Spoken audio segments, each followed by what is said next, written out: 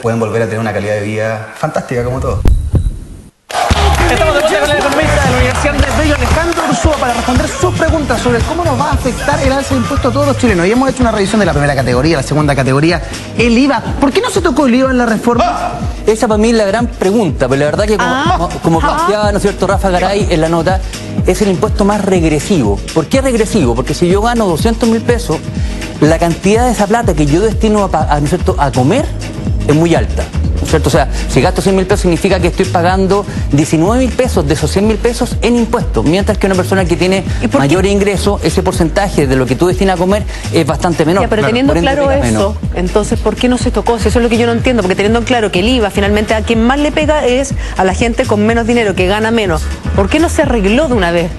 Porque aquí en este caso estamos viendo que el argumento era que las demandas sociales eran muy grandes, que teníamos que seguir recaudando la mayor cantidad de divisas, ¿no es cierto? Pero a ver, ¿todo lo que recaudan llegan a las demandas sociales? No, de hecho, es un país, Chile en general no se caracteriza por ser un país eficiente en la distribución de los impuestos hacia para cuál fue destinado. Alejandro, sí, claro.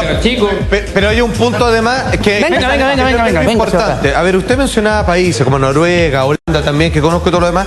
El cuento es que estos países, que si bien pagan muchos impuestos, ellos están contentos y algunas veces dicen, vamos a reducir los impuestos. No los reduzcan, porque esto ha significado que nosotros tengamos un mejor estilo, digamos, y calidad de vida. Aquí, ¿por qué, digamos, los impuestos no se han reflejado en nosotros? Bueno, esa es la gran pregunta, porque la verdad que el Estado, ¿cierto?, es bastante ineficiente en la asignación de los recursos. De alguna manera, te lo explico de una manera, nos vamos los cuatro a comer y tú estás a dieta. Perfecto. Y tú vas a comer solamente una ensalada de lechuga. Ajá. Llega la cuenta y ¿sabes qué más? La cuenta sale 100 lucas, 25 lucas por nuca. Es lo que corresponde, pues. Y tú decís la segunda vez, ¿sabes que la próxima vez? Avísame. Que cada uno mate su O también como más. Claro. Porque de alguna manera para amortizar este tema. No está llegando. Al Estado, a nadie le duele el bolsillo cuando, ¿no es cierto?, estamos sacando plata del Estado. Entonces, por eso hablamos que el Estado, ¿no es cierto?, es muchas veces ineficiente en el gasto. Y el problema que tenemos las personas que, ¿no es cierto?, tenemos gracias a la oportunidad de pagar mayor impuesto, es que vemos poco tangibilizado el impuesto. Exacto. Alejandro, mira, tenemos otra pregunta de nuestros ciudadanos que te quieren una respuesta. Si se van a subir los impuestos que van a pagar las empresas, mi pregunta es la siguiente: ¿por qué esos impuestos tienen que ser dirigidos a los consumidores, a las personas que pagamos por esos productos? Muy bien, caballero. Lo que pasa es que en estricto rigor, ¿no es cierto?, este incremental del impuesto de primera categoría, que es un impuesto que pagan las empresas, no va destinado al consumidor. Ya, pero en estricto rigor no, pero nos va a llegar igual. Pero es una utopía pensar que las empresas, ¿no es cierto?, cuando vean que se están afectando su EBITDA, sus márgenes de utilidad, no le van a transmitir eso al consumidor. Y eso efectivamente... ¿Eso no se puede regular?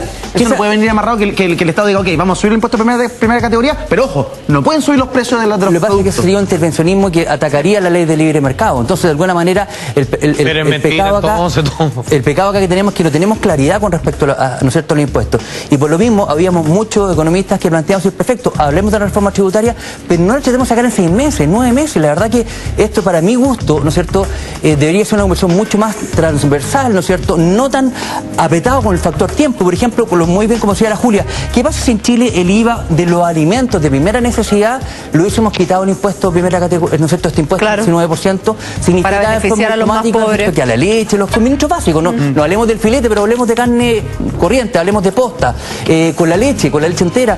Automáticamente, si yo lo hubiese disminuido ese impuesto, ese IVA del 19% de las personas, le estaría automáticamente incrementando un 20% su ingreso.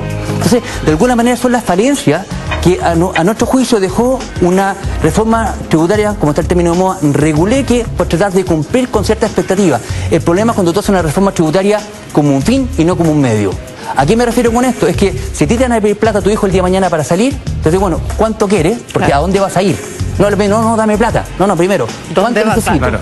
Entonces, lamentablemente, la reforma tributaria lo que hicimos fue, primero, preocuparnos de la recaudación y después ver en qué le vamos a gastar. Ahora, hay otro tema también, que es el mercado de las viviendas nuevas, de departamentos y casas, que se supone que este es el último año que uno puede comprar una vivienda nueva sin pagar IVA, y a partir de enero del 2016 empieza a correr eso. Exacto. Lo que pasa es que, de hecho, ya tiene un tramo, también escalonado, y antes era, ¿no es cierto?, todas las viviendas que tenían bajo un monto de 2.500 UF no pagaban impuestos, y la otra también iban escalonados hasta un 65% del IVA IVA de la construcción, yo lo podía descontar. Ya. Al sacar este factor, ¿no es cierto?, quedó lamentablemente que ¿no es cierto?, va a incrementar cuando entra en plena vigencia este tema, que va a haber un incremento entre un 9 y un 15% de las viviendas. O sea, si tú estás pensando en comprar una casa, comprarse un departamento, este año sí o sí hay que hacerle esfuerzo. Este año hay que hacer el esfuerzo porque además también en términos crediticios, hoy día todavía estamos con muy buenas tasas, están las tasas baratas. ¿Hasta cuándo crees tú que van a durar buenas las tasas? Yo creo que por lo menos en este caso tenemos hoy día presiones de IPC bastante altas, así que yo creo que por lo menos todo el primer semestre de este año todavía una muy buena opción. Así que